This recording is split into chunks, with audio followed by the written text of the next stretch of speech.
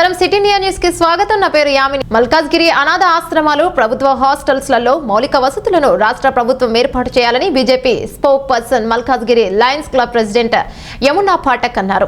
మల్కాజ్గిరి హనుమాన్పేట్ వద్ద ఉన్న బాలికల వసతి గృహంలో నిర్వహించిన కార్యక్రమానికి Lions club district governor Krishnamurthy హాజరయ్యారు. ఈ సందర్భంగా వారు మాట్లాడుతూ గత సంవత్సరం కోవిడ్ సమయంలో లక్షల రూపాయలతో సేవా కార్యక్రమాలు నిర్వహించామన్నారు.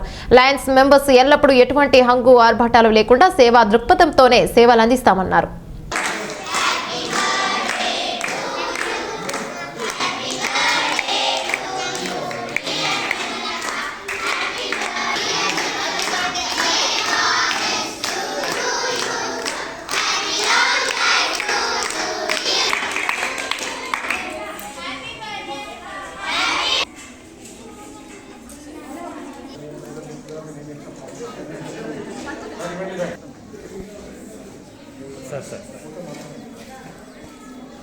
ఇచ్చినందుకు వాళ్ళని కంగ్రాచులేట్ చేస్తున్నాను. అలాగే క్లబ్ వాళ్ళందరూ కలిసి కేఎల్డిసి పంపెలాస్ డయాలసిస్ సెంటర్కి మెంబర్షిప్ అవుతూ 51,000 ఇస్తున్నందుకు వారికి కూడా నేను ధన్యవాదాలు తెలియజేసి కంగ్రాచులేషన్ చెప్తున్నాను. ఈ సందర్భంగా అఫీషియల్ విజిట్ సందర్భంగా చక్కటి ఆర్గనైజేషను, సంయుక్త organisation, they are doing very wonderful service activities. From the district 320 side IM offering 10,000 rupees. Will do the check madam. Very nice sir. We can check with you through our Kananga. District governor గారు official విజిట్కి ఈరోజు మా క్లబ్కి రావడం జరిగిందండి. మరి 2020-21 చాలా challenging year నాకు ప్రెసిడెంట్ ఇవ్వడం జరిగింది. అనుకోని పరిస్థితుల్లో కరోనా మనం చూస్తూ ఉన్నాం. బట్ అసలు మానవతా సంబంధాలు అన్నీ దూరం అయిపోయిన అటువంటి వేళ అందరం కూడా ఒక సేవా దృక్పథంతో ముందుకొచ్చి మేము సైతం ఒక నీటి బొట్టులా, ఒక మహాసముద్రంలో నీటి బొట్టులా ముందుకొచ్చి ప్రతి ఒక్కళ్ళం కూడా కాంట్రిబ్యూట్ చేయడం జరిగింది క్లబ్ తరఫు నుంచి. అలాగే ఈరోజు గవర్నర్ గారి అఫీషియల్ విజిట్ కూడా ఎక్కడా కూడా ఏ హంగు ఆర్భాటాలు లేవండి. ఈ సన్నిహిత హోమ్స్ అని ఏదైతే ఈ బాలికల గృహం ఏదైతే ఉందో చాలామంది వందల మంది పిల్లలకి వాళ్ళు ఆశ్రయం ఇస్తున్నారు, వాళ్ళకి భోజనాలు పెడుతున్నారు, వాళ్ళ చదువు చెప్తున్నారు, వాళ్ళకి వొకేషనల్ ఎడ్యుకేషన్ ఇస్తున్నారు. ఇటువంటి గృహాల్లో మనం ఒక సామాజిక స్పృహతో ఇటువంటి వాటిలోనే మనం ఎటువంటి కార్యక్రమాలనే చేపట్టాలి అనే ఒక దృక్పథంతోనే ఎంతవరకు మన క్షేత్రస్థాయికి వెళ్ళి ప్రజలతో మమేకమై ప్రజా సమస్యలు తెలుసుకొని అక్కడ మనం అడుగులు వేస్తేనే దేనికైనా అర్థం పరమార్థం. అదే అర్థంతో ఈరోజు లయన్స్ క్లబ్ తరఫున కూడా మా క్లబ్ తరఫున ఈరోజు మీటింగ్ కూడా అఫీషియల్ మీటింగ్ని కూడా ఈ యొక్క బాలిక గృహాలయం నందు చేయడం జరుగుతుంది. ఆలమూరు మండలం కొత్తపేట నియోజకవర్గం తూర్పుగోదావరి జిల్లా కొత్తపేట నియోజకవర్గం ఆలమూరులో గల తూర్పు ప్రాంత విద్యుత్ పంపిణీ సంస్థ కార్యాలయంపై గురువారం అవినీతి నిరోధక శాఖ అధికారులు దాడులు నిర్వహించారు. విద్యుత్ వినియోగదారుల నుండి వచ్చిన అధిక ఫిర్యాదుల మేరకు దర్యాప్తు నిర్వహిస్తున్నట్లు రాజమహేంద్రవరం అవినీతి నిరోధక శాఖ ఏసీపీ డీఎస్పీ పి రామచంద్రరావు తెలిపారు. నలుగురు సబ్ ఇన్స్పెక్టర్లు, 2 ఏఎస్ఐలతో పాటు మొత్తం 30 మంది అవినీతి నిరోధక శాఖ అధికారులు ఈ దాడులు నిర్వహిస్తున్నట్లు డీఎస్పీ వెల్లడించారు. ముఖ్యంగా వ్యవసాయేతర స్థలాలకు, ప్రైవేట్ లేఅవుట్లకు అనధికార విద్యుత్ కనెక్షన్లు మంజూరు చేసినట్లు తమ దృష్టికి వచ్చిందన్నారు. ఆలమూరు మండలంలో 3 రోజుల పాటు దాడులు, దర్యాప్తు నిర్వహిస్తామని, విద్యుత్ కనెక్షన్లు మంజూరు చేయడంలో ఎంత అవినీతి జరిగిందనే దానిపై త్వరలో వెల్లడించనున్నట్లు ఆయన తెలిపారు. గవర్నర్ కు కలిసిన టీపీసీసీ నేతలు వామన్ రావు హత్య ఘటనపై ఫిర్యాదు. హైదరాబాద్ ఫిబ్రవరి 26న పెద్దపల్లి జిల్లా మంతనిలో జరిగిన న్యాయవాద దంపతుల హత్యపై సమగ్ర విచారణ జరిపించాలని గవర్నర్ తమిళిసై సౌందరరాజన్ కు కాంగ్రెస్ ఫిర్యాదు చేశారు. శుక్రవారం ఉదయం పీసీసీ అధ్యక్షుడు ఉత్తమ్ కుమార్ రెడ్డి నేతృత్వంలోని బృందం రాజ్ భవన్ లో తమిళిసైను కలిసింది.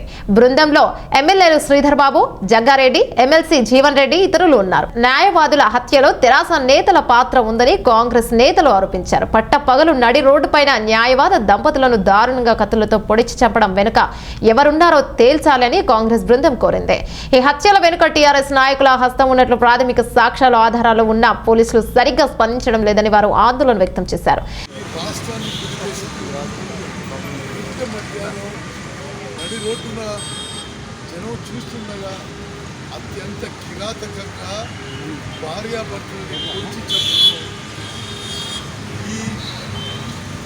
రాష్ట్ర చరిత్రలోనే కిరాతకమైన సంఘటన జరుగుతుంది. చాలా స్పష్టంగా మంతని నియోజకవర్గంలో జరుగుతున్న అక్రమాలు, అవినీతి, ఆ విషయాలని హైకోర్టులో ప్రస్తావించినందుకే, హైకోర్టులో కేసులు వేసినందుకే ఈ న్యాయవాదుల జంట అక్కడ పోలీస్ కమిషనర్ సత్యనారాయణ స్థానిక టీఆర్ఎస్ నాయకత్వం కింద తప్పుగా ప్రవర్తిస్తున్నారు. ఏ మాత్రము ఇంపార్షియల్గా ఎంక్వైరీ ఇన్వెస్టిగేషన్ అయ్యే అవకాశం పోలీసుల పాత్ర డైరెక్ట్గా ఇండైరెక్ట్గా ఈ హత్యలో ఉంది అనేదే అక్కడ సామాన్య జనం నమ్మే విషయం. దీంట్లో నిజం బయటికి రాదు. తప్పనిసరిగా కోర్టు ఆధ్వర్యంలో సిబిఐ నిజం బయటికి వస్తుంది అనే విషయాన్ని గవర్నర్ గారికి తెలియజేయాలి. We requested the governor to direct. Peddapalli జిల్లా కాసులపల్లి గ్రామ శివారులో పంట పొలాలలో చిరుతపులి కలకలం.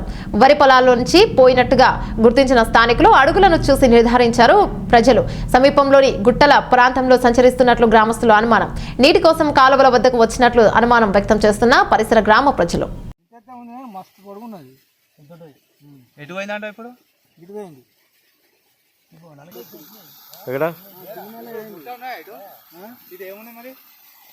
అన్ని పొలాలు ఉంటాయి ఇక్కడ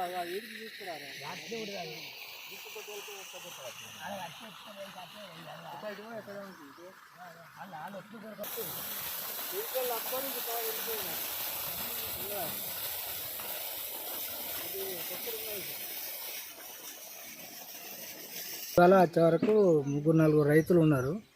అయితే పందులకు ఉర్లు పెడితే పంది ఉరికి వాడి పొలంలోకి వెళ్ళి తిరిగి వచ్చి ఇక్కడ చెట్టు తట్టుకున్నది. చెట్టు తట్టుకుంటే అందరూ జమ అయిన వాళ్ళే బెదిరి తెంపుకొని వచ్చింది. తెంపుకొని వచ్చి ఇటు వచ్చి ఇక్కడికి వచ్చే బండుకొని మరసపోయి ఇటు వెళ్ళిపోయింది. చిరుతపులి బాగా పెద్ద చూసిన ఒకటే వచ్చిందా? ఒకటే. అక్కడ ఎలుకను పెట్టిర్రు ఫస్ట్. ఆ ఎలుక కోసం పోయి దాన్ని వాడి తట్టుకున్నాడు. అంటే ఇంతకుముందు ఎప్పుడన్నా సంచారం చేసింది? ఇవరకు ఎప్పుడు ఏం కనవాలి, ఇప్పుడే ఫస్ట్ టైం. ఆడ పాము కూడా తిరిగింది. అది పాము ఇది 2 తిరిగి ఎలుక కోసం ఇది పడ్డది. జరిగింది. ఫారెస్ట్ అధికారికి చెప్పారు మీరు? ఫారెస్ట్ వాళ్ళకు వాళ్ళకి అందరికి ఫోన్ చేసినాం. చేస్తారు తట్టుకునే మందిని చూసి బెదిరి కూర్చుని తెంపుకొని పోయింది. సూర్యాపేట జిల్లా కోదాడలో విషాదం. కోదాడ పెద్ద చెరువులో దూకి ఆత్మహత్యకు పాల్పడిన ప్రేమ జంట. పట్టణంలోని లక్ష్మీపురం కాలనీకి చెందిన సాయి ఫాతిమాలు ఇద్దరు ప్రేమించుకున్నారు. మతాలు వేరు కావడంతో పెద్దలు తమ పెళ్లికి ఒప్పుకోకపోవడంతో గత రాత్రి నుంచి పారిపోయి వచ్చిన జంట ఆత్మహత్యకు పాల్పడినట్లు సమాచారం. ఘటనా స్థలానికి చేరుకున్న పోలీసులు ప్రభుత్వ ఆసుపత్రికి మృతదేహాలను తరలింపు చేశారు.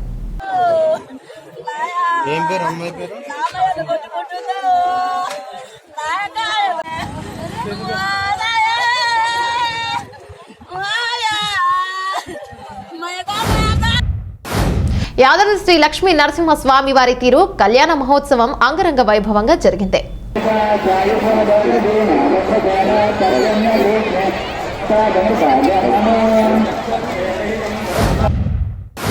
కమరాడ తహసీల్దార్ ప్రసాద్ కి చెందిన కారులో నాటుసారా పట్టివేత. బొబ్బిలిలో వాహన తనిఖీలు చేస్తుండగా పోలీసులకు పట్టుబడిన నాటుసారా తహసీల్దార్ లారీ వాహన డ్రైవర్ దుర్గా ప్రసాద్ ను అదుపులోకి తీసుకున్న పోలీసులు ఒడిశా నుంచి కారులో తరలిస్తున్న 260 లీటర్ల నాటుసారా పట్టివేత. అధికారిక ముసుగులో అక్రమ రవాణాకు పాల్పడుతున్నట్టు తహసీల్దార్ డ్రైవర్ నాటుసారా తరలింపులో ఎంఆర్ఓ పాత్ర ఏమైనా ఉందేమో అన్న కోణంలో దర్యాప్తు చేస్తున్నారు బొబ్బిలి పోలీసులు.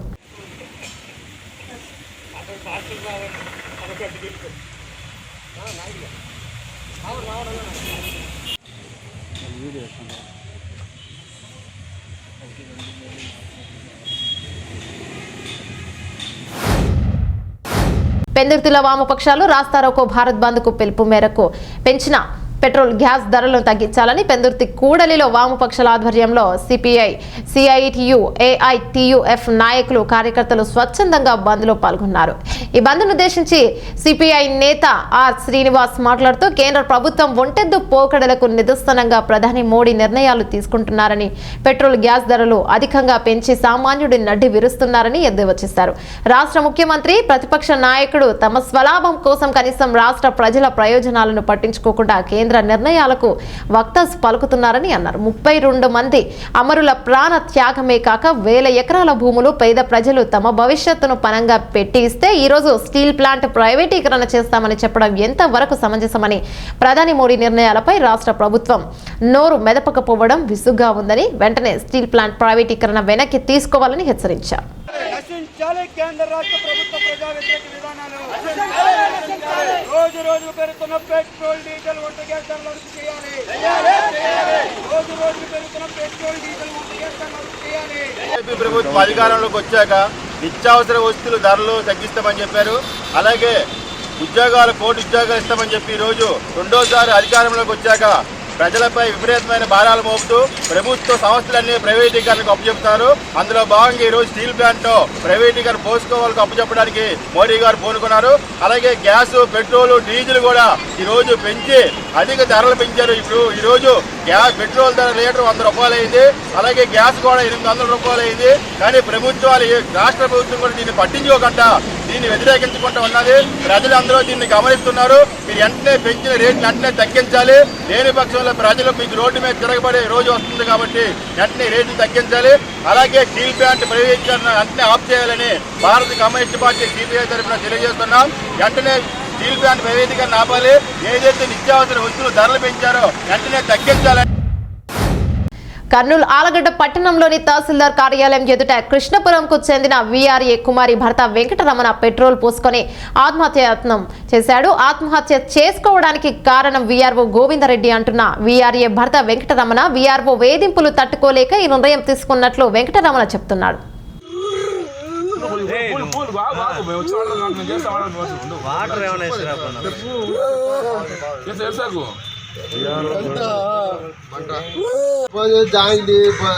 ఫోన్ చేసి ఎంఆర్ఓ గారికి నువ్వు అని జీతాన్ని పడతా దేనికంటే ఏం పని అంట నేను ట్రక్కు పోలేదు, పోతానే కానీ సార్ ట్రక్కు గారికి పోలేదు, నువ్వు నేను ఎంఆర్ఓ చెప్తాను అని నేను పోతానే సార్.